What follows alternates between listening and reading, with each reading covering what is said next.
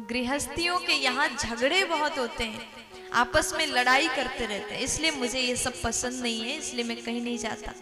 तो मैया ने कहा, देखो नारद जी, आपने जो कहा वो ठीक है, लेकिन हमारे यहाँ कोई लड़ाई नहीं करते। हमारे पतिदेव हमसे हर बात बताते हैं, बच्चे भी बड़े प्रेम से निवास करते हैं, यहाँ तो कुछ लड़ाइयाँ नहीं होती।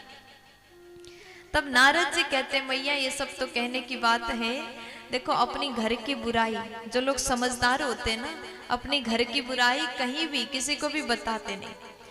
भले ही घर में दिन रात पत्नी से लड़ाई होती हो, बाहर जाकर के कहेंगे कि हमारे तो शादी के 5 साल हो गए लेकिन आज तक लड़ाई नहीं हुई। बड़े प्यार से रहते हैं, बहुत विश्वास है हमें एक दूसरे पर। देखो घर की बुराई, जो अपनी पत्नी की बुराई होता है ना, वो कोई नहीं करता। एक समझदार व्यक्ति, अगर पुरुष समझदार ना हो तो बाहर जाकर के पत्नी की बुराई करेगा, लेकिन जो समझदार होगा, जो अपनी पत्नी को सम्मान करने वाला होगा, वो बाहर जाकर के, घर में चाहे कितना लड़ाई हो, बाहर किसी को बताएगा नहीं। ये समझदार पति के लक्षण हैं। प्यार से बोलो। अब यहाँ पर मैया पार्वती कहती है कि देखो नारद जी, हमारे घर में कभी लड़ाई नहीं होती, लेकिन नारद जी कहते ये तो कहने की बात है, मुझे तो लगता है कि आप लोग गृहस्थ, ये तो लड़ाई तो होती होगी।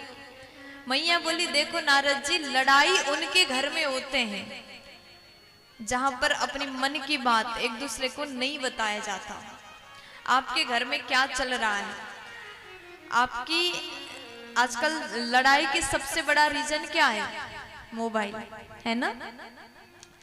पति का जो फोन है, पत्नी को पासवर्ड पता नहीं, और पत्नी के मोबाइल का पासवर्ड पति को पता नहीं, तो यहाँ पर लड़ाई हो जाते हैं। देवरानी जेठानी है तो वहां पर काम के कारण से लड़ाइयाँ होती हैं। हर घर में लड़ाई होते हैं, जहां पर 4 लोग हैं वहां लड़ाई तो होती है।